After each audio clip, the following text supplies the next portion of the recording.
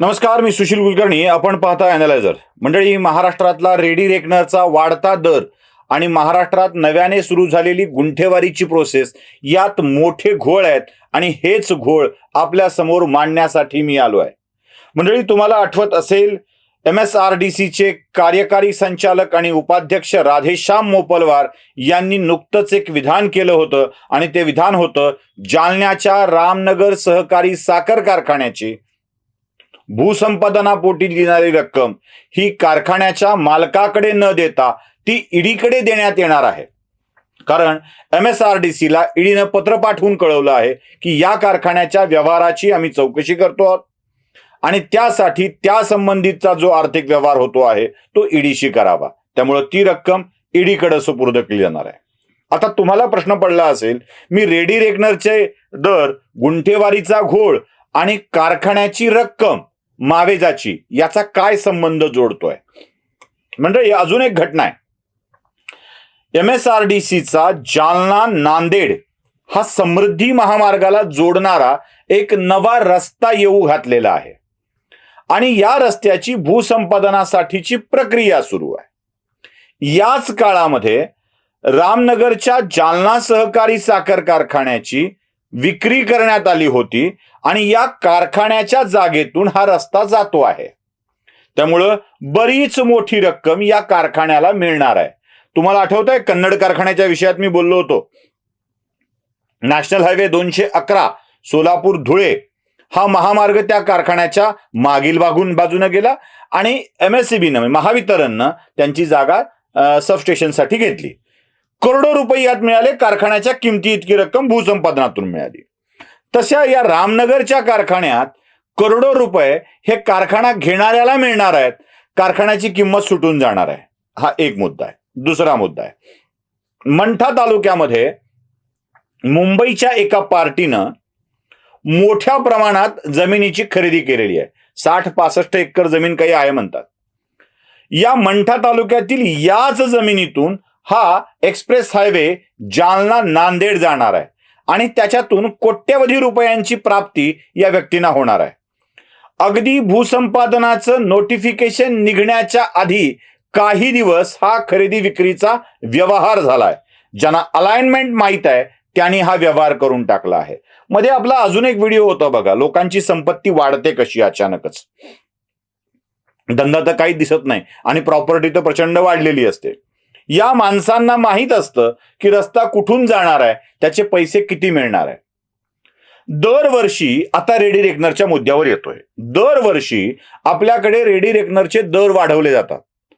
मग भूसंपादनाच्या आधी रेडी रेकनरचा दर काहीतरी असतो, त्यानंतर तो जानेवारीमध्ये वाढतो आणि मग त्यानंतर भूसंपादनाचं नोटिफिकेशन निघतं, भूसंपादन केलं जातं आणि कोट्यवधी रुपये या जागेचे मिळू लागतात. अर्थात पुन्हा फळबाग बिळबाग वगैरे लावली तर अजूनच आनंद कार्यक्रम असतो.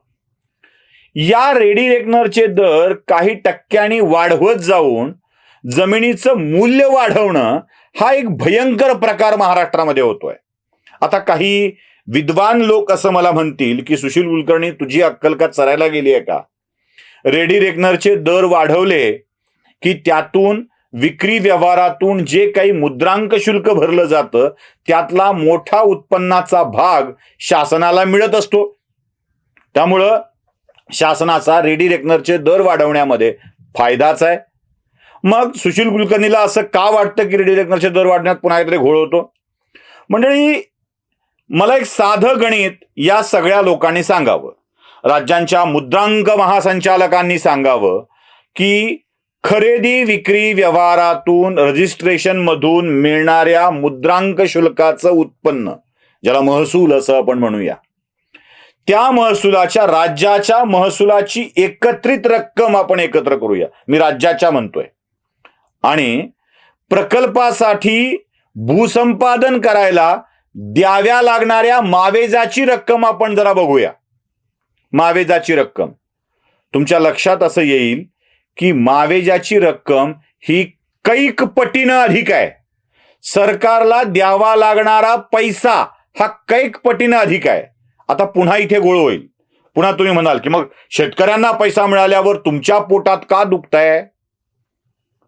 शेतकऱ्याचा भाजीपाला फळ बाजारात कमी भावानं आणून त्याची खरेदी करून बागवान आडत बिडत हमाली सगळं लावून काय भावानं हा भाजीपाला बाजारात विकल्या जातो याची कल्पना आपल्याला असेल.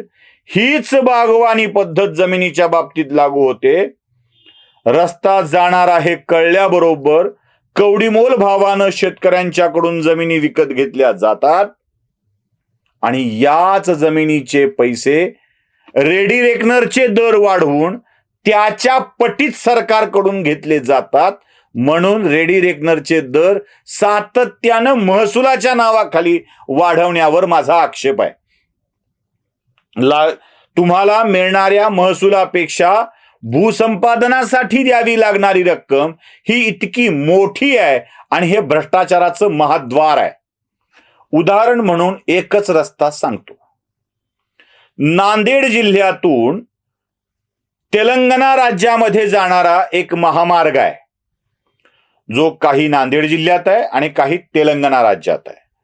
जरा राष्ट्रीय महामार्गाच्या नाहीच्या लोकांनी स्पष्ट करून सांगावं, त्या महामार्गासाठी 1 किलोमीटरचं भूसंपादन करायला महाराष्ट्रात लागलेले पैसे आणि तेलंगणा या राज्यात लागलेले पैसे यातला फरक जरा स्पष्ट करावा. हा तुम्हाला दरांमध्ये प्रचंड मोठी तफावत दिसेल. 150 रुपये स्क्वेअर मीटरचा रेट तेलंगणात लागतोय तर 1800 रुपयाचा दर महाराष्ट्रात लागतोय.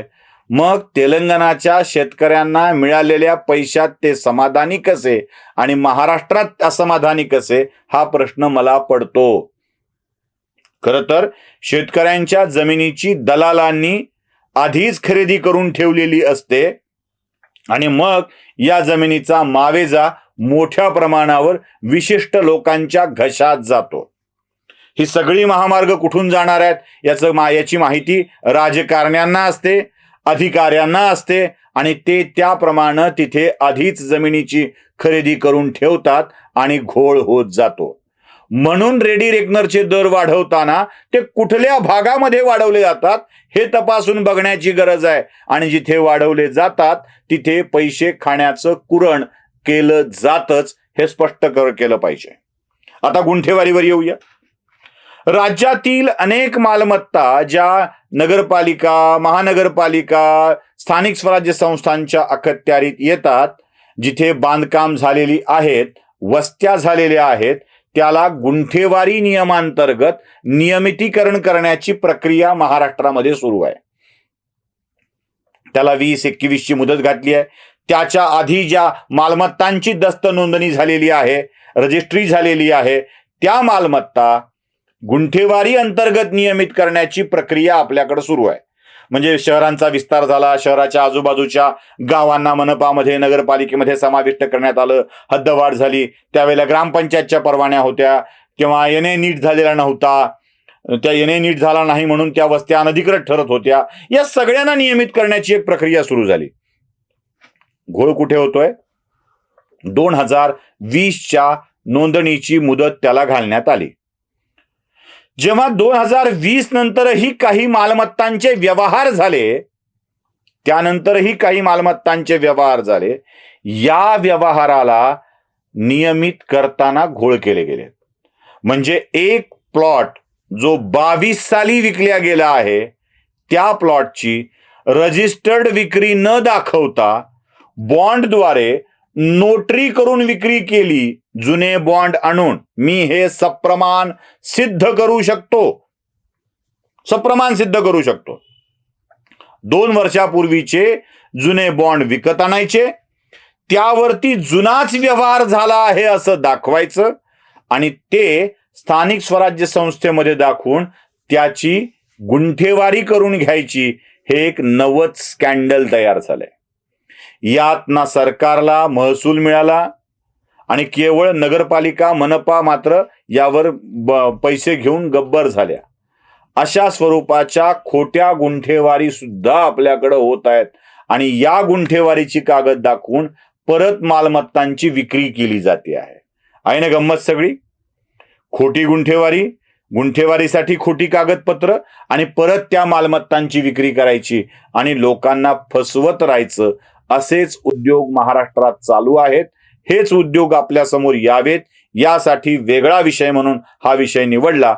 आवडला असेल लाईक करा, शेअर करा, सबस्क्राईब करा. त्याहीपेक्षा मोठी गोष्ट लोकांना जागे करा. धन्यवाद.